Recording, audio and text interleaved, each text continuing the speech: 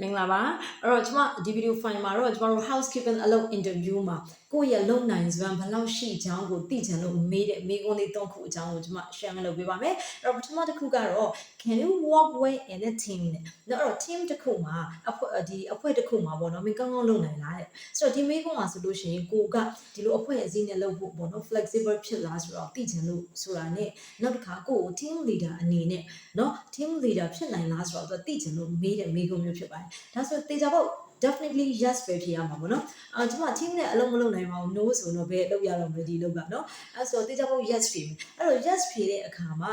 ဘယ်လိုဖြေရမလဲဆိုလို့ရှိရင်အဲ့တော့ကျမတို့ကဒီ housekeeping အလုပ်လုပ်တဲ့အခါမှာအများဆုံးအဖြစ်တော့အလုပ်လုပ်ချိန်မှာတယောက်တည်းတော့လုပ်ရတယ်ဒါပေမဲ့ team တစ်ခုအနေနဲ့ run ရတဲ့အလုပ်မျိုးပဲဖြစ်ပါတယ်နော်ဒီ team တစ်ခုအောက်မှာဘယ်သူတွေကဘာလုပ်ဆိုပြီးတော့မှ supervisor manager ကနေ instruction ပေးတဲ့အတိုင်းလုပ်ရတဲ့အလုပ်ဖြစ်တဲ့အတွက်ဒါ team တစ်ခုအနေနဲ့လုပ်ရတဲ့အလုပ်မျိုးပဲဖြစ်ပါတယ်အဲ့တော့ကျမကတော့တေချာပေါ့နော် team player တယောက်ဖြစ်ပါတယ်ပေါ့အဲ့တော့ဒီကျမတကယ်လို့မြန်ပေါ့နော်ဟိုကိုကအရင်လုံးကဒီ housekeeping နဲ့ပတ်သက်လို့အလုပ်အတွေ့အကြုံရှိဘူးတယ်အဲ့အလုပ်မှာ team leader အနေနဲ့လုပ်ဘူးရယ်ဆိုလို့ရှိရင်ဒါအရင်ကောင်းတာပေါ့နော်ဒီမိကုန်းလေးအတွက်အရင်ကောင်းတယ်အဲ့ဒါလေးကိုပြောပေးမယ်အရင်တော့ကလည်းကျမအရင်အလုပ်မှာ team leader အနေနဲ့လုပ်ဘူးရယ်ဒါပေမဲ့အခုအလုပ်မှာဆိုလို့ရှိရင်လေကျမဒီ team ထဲမှာဘယ် role မှာဆိုလုပ်ဖို့အတွက်ကျမကအဆင်သင့်ပါပဲကျမလုပ်နိုင်ပါတယ် team player ပဲဖြစ်ဖြစ် team leader ပဲဖြစ်ဖြစ်ဘယ် role မှာဆိုကျမဝင်ပြီးတော့မှ participate လုပ်နိုင်ပါတယ်ပေါ့နော်ဆိုပြီးတော့မှကိုကပြောပြလို့ရတယ်တကယ်လို့အရင်တော့အလုပ်ငန်းအတွေ့အကြုံမရှိဘူးဆိုလဲဒါမပြောဘူးပေါ့နော်အဲ့တော့ကျမကဒီ team ထဲမှာကောင်းကောင်းမွန်လုပ်နိုင်တဲ့team player တယောက်ဖြစ်ပါတယ်အဲ့လိုမျိုး team နဲ့အတူတွဲလုပ်ရတာလည်းကျမ enjoy ဖြစ်ပါတယ်ဆိုပြီးတော့မှဖြည့်ပြလို့ရပါတယ်Okay ဒုတိယ question လေးကတော့ how do you act when you are asked to perform tasks outside your job description နဲ့အဲ့တော့မင်းရဲ့ JD ပေါ့မင်းရဲ့တာဝန်ထက်ကျော်လွန်တဲ့အလုပ်တွေကိုလုပ်ခိုင်းတဲ့အခါမျိုးမှာမင်းဟာဘယ်လိုပြုမှုလဲဆိုတော့ဒါဆိုလို့ရှိရင်ကိုကဘယ်လိုဖြေရမလဲပေါ့ဒီမိကုန်းအတွက်ကိုဘယ်လိုဖြေရမလဲဒါလည်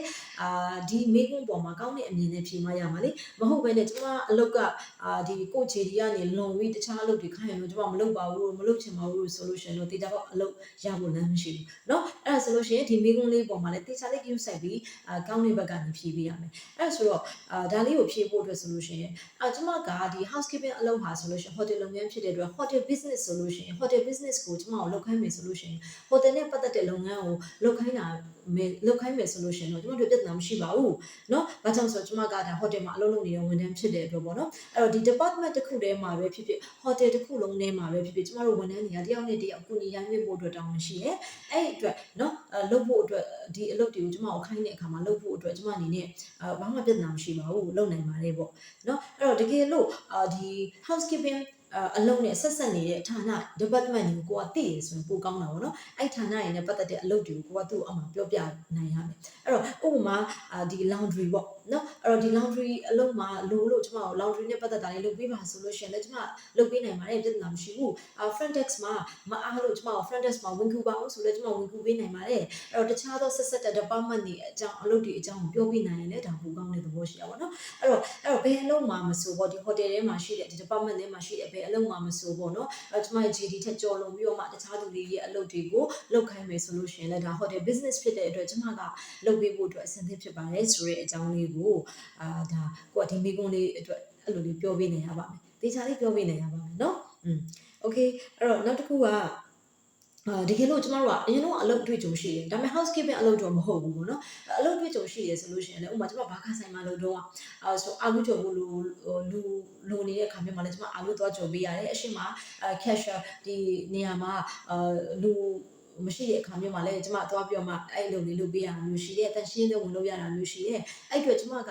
ဒီတခြားအလုပ်တွေပေါ့နော်ကိုယ့်ရဲ့ GD ထက်ကျော်လွန်တဲ့တခြားအလုပ်တွေကိုလုပ်ဖို့တဲ့အတွေ့အကြုံရှိပါတယ်အဲ့အတွက်ကျမဒီမှာလုပ်နိုင်မှာဖြစ်ပါတယ်ပေါ့အဲ့လိုမျိုးအရင်အတွေ့အကြုံလေးကိုအခြေခံပြီးပြောရတော့ဒါပို့ပြီးတော့ကောင်းတာပေါ့နော်တကယ်လို့အရင်အတွေ့အကြုံမရှိဘူးဆိုတော့လည်းပြဿနာမရှိဘူးကျမကပြောခဲ့တဲ့အတိုင်းလေးပေါ့နော်ကိုကလုံနိုင်နေဆိုတဲ့အကြောင်းလေးကိုပြောပြလို့ရပါတယ် Okay ဒါဆိုနောက်ဆုံး question လေးကတော့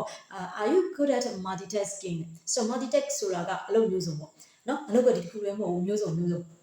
အဲ့လိုမျိုးစုံလုပ်ဖို့အတွက်မင်းရတဲ့တော်တဲ့လူတယောက်လားပေါ့နော်အလုပ်မျိုးစုံလုပ်နိုင်တဲ့လူတယောက်လားလို့မေးတာဒါဆိုလို့ရှိရင်လည်းဒီမေးခွန်းဟာဆိုလို့ရှိရင်ဒီကိုယ့်ကို interview တဲ့သူကကိုယ့်ကိုအလုပ်ခန့်စေဖို့အတွက်ကိုယ့်ရဲ့ skill ကိုပြရမယ်မေးခွန်းဖြစ်ပါတယ်ဒီမေးခွန်းကလည်းအရင်အရေးကြီးပါတယ်အဲ့တော့ကျမကစိတ်ကပူပန်တတ်တယ်အများကြီးအာရုံစိုက်လို့မရဘူးဒီတစ်ခုလေးပဲလုပ်နိုင်တာဆိုတော့ဒေတာပေါ့ဒီအလုပ်မရတော့ နော်အဲ့တော့ဒီ multitasking ကိုလေကိုက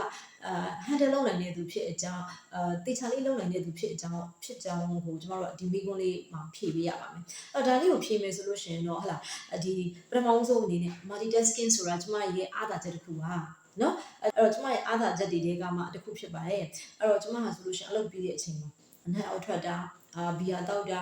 drug ပေါ့နော်ဈေးတွေတုံးတာစသဖြင့်ပေါ့နော်အဲ့လိုမျိုးတွေလောက်တာမရှိဘူးအဲ့တော့ဒီအလုပ်ချိန်ပြီးရဲ့အချိန်မှာကျမအေးအေးဝါအိတ်တယ်မနေ့ကလာ on time အချိန်မီရအောင်အလုပ်ကိုလာတယ်ပြီးရင်ကိုယ့်ရဲ့ manager supervisor ရဲ့ဒီနေ့လုပ်ရမယ့်အလုပ် instruction တွေကိုကြည့်ပြီးတော့မှတိတိကျကျမြန်မြန်ဆန်လေးလုပ်ပါတယ်ပြီးတဲ့အခါမှာဥမာ guest တွေပေါ့နော်ကိုယ့်ရဲ့ဧည့်သည်တွေရဲ့လိုအပ်ချက်တွေရှိလို့ကိုယ်ခိုင်းမယ်ဆိုလို့ရှိရင်လည်းကိုယ်အဲ့ဒါလေးတွေကိုသေချာလေး game design နဲ့လုပ်ပေးရသူဖြစ်ပါတယ်အဲ့အတွက်ဒီ multitasking ဆိုတာကျမအတွက်ဟာလာပြဿနာမရှိဘဲနဲ့ကျမကောင်းကောင်းမွန်မွန် handle လုပ်နိုင်တဲ့အလုပ်တူဖြစ်ပါတယ်ဆိုပြီးတော့မှဖြည့်ပေးလို့ရပါတယ်။ Okay ဒါဆိုလို့ရှိရင်ကျမအခုပြောသွားတဲ့မိကွန်း၃ခုပါဆိုလို့ရှိရင်ဒီအလုပ်ပေါ်မှာကိုကဘယ်လောက်လုပ်နိုင်စွမ်းရှိလဲဆိုတာကိုသူကသိချင်တဲ့အတွက်မိရဲ့မိကွန်းတွေဖြစ်တဲ့အတွက်ဒီမိကွန်းလေးတွေကလည်းအလုပ်ရစေဖို့အတွက်အရေးကြီးတဲ့မိကွန်းလေးဖြစ်ပါတယ်။နော်အဲ့တော့ကျမရဲ့ဗီဒီယိုလေးကိုအခုလိုဆုံးထိကြည့်ပေးတဲ့အတွက်ကျေးဇူးတင်ပါတယ်အဲ့တော့ဒီလိုမျိုးမြန်နိုင်ငံခြားမှာအလုပ်ရဖို့အတွက်အလုပ်အင်တာဗျူးဖြေပြီးဆိုရင်ဒီလိုမေးခွန်းလေးတွေမေးတဲ့အခါမှာကိုကအင်္ဂလိပ်လိုကျွမ်းကျွမ်းကျင်ကျင်ပြန်ပြောတော့ဖို့အတွက်ပေါ့နော်အင်္ဂလိပ်စာကိုအခြေခံကနေကျွမ်းကျင်တဲ့ level ထိရောက်အောင်သင်ယူတက်မြောက်ချင်တယ်ဆိုရင်ကျမရဲ့ Brilliant Future English စာသင်တန်းမှာရှိတဲ့ Basic English Speaking Course ကိုသင်ယူလို့ရပါတယ်ကျေးဇူးတင်ပါတယ်